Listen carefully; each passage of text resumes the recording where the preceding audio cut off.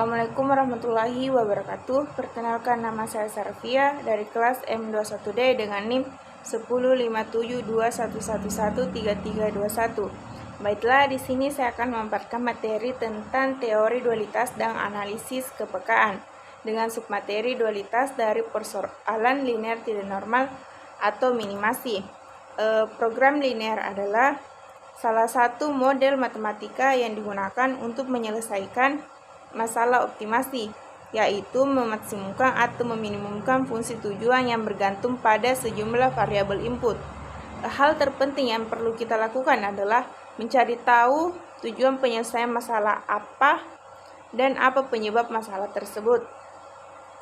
Ada dua macam fungsi pada program linear. Yang pertama, fungsi tujuan, yang dimana fungsi tujuan tersebut mengarahkan analisa untuk mendeteksi tujuan rumusan masalah. Yang kedua, fungsi kendala, yang dimana untuk mengetahui sumber daya yang tersedia dan permintaan atas sumber daya tersebut. Di sini saya mengambil contoh, yaitu meminimumkan Z sama dengan 3x1 ditambah 2,5x2 dengan fungsi kendala yang pertama 2x1 dikurang 4x2 lebih besar dari 40. Fungsi kendala yang kedua yaitu 3x1 ditambah 2x2 lebih besar dari 50 dengan syarat x1 dan x2 lebih dari 0. Mencari solusi optimalkan bentuk dual yaitu primal sama dengan meminimumkan Z sama dengan 3x1 ditambah 2,5x2 dengan fungsi kendala 2x1 ditambah 4x2 lebih besar dari 40. Fungsi kendala yang kedua yaitu 3x1 ditambah 2x2 lebih besar dari 50. Jadi x1 dan x2 lebih besar dari 0. Bentuk standar simplexnya yaitu meminimumkan Z sama dengan 3x1 ditambah 2,5x2 ditambah MR1 ditambah MR2 dengan fungsi kendala yang pertama 2x1 ditambah 4x2 dikurang x3 ditambah R1 sama dengan 40. Fungsi kendala yang kedua yaitu 3x1 ditambah 2x2 kurang x4 ditambah R2 sama dengan 50.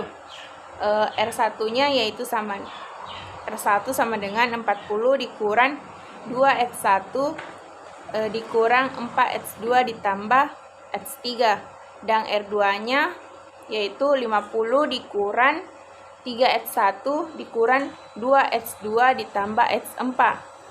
Maka kita menghasilkan fungsi tujuan sama dengan Z sama dengan 3x1 ditambah 2,5x2 dan MR1 ditambah MR2. Maka Z sama dengan 3x1 ditambah 2,5x2 ditambah M. Kita masukkan nilai R yaitu 40 dikurang 2x1 dikurang 4x2 ditambah x3 ditambah M, kita masukkan MR2 yaitu 50 dikurang 3x1 dikurang 2x2 ditambah x4.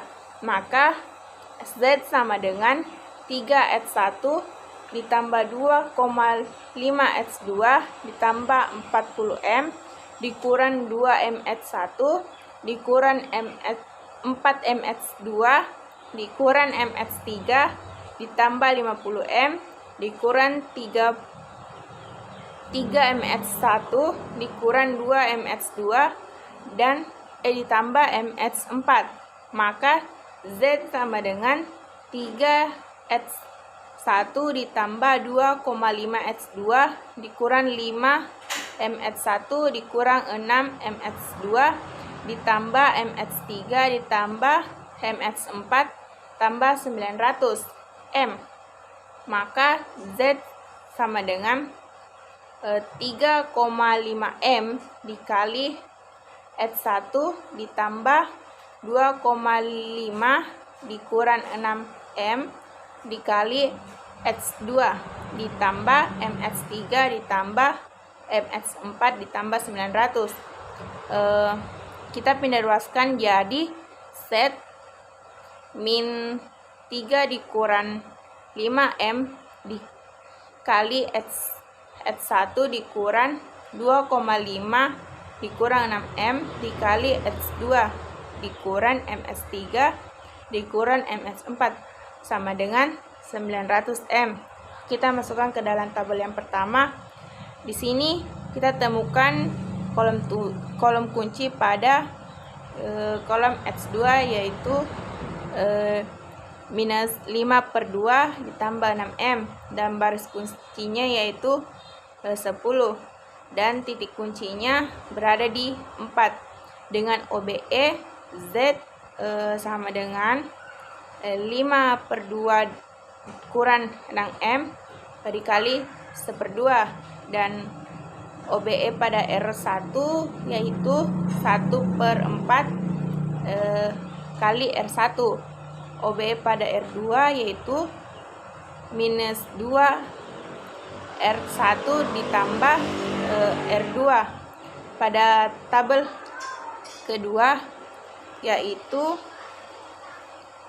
kita temukan titik kolom kuncinya pada minus 7/4 tambah 2M dan kolom kuncinya terletak pada baris kuncinya terletak pada 15.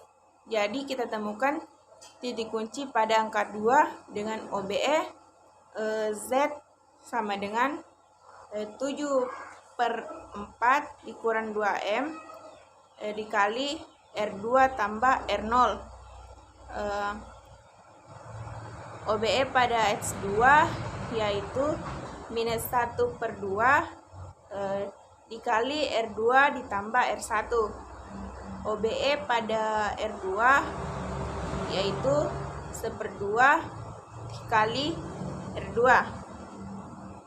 Maka kita temukan tabel simple optimumnya. Mengapa ini dikatakan tabel optimum? Karena variabel keputusan kita pada awalnya itu cuma S1 dan S2. Di sini tidak ada lagi nilai M dan nilai S1 pun sudah berada semua. Jadi kita temukan nilai S1-nya sama dengan 15, S2-nya sama dengan 5/2 dan nilai Z sama dengan 205/4. Demikianlah yang dapat saya sampaikan. Kurang dan lebihnya mohon dimaafkan. Assalamualaikum warahmatullahi wabarakatuh.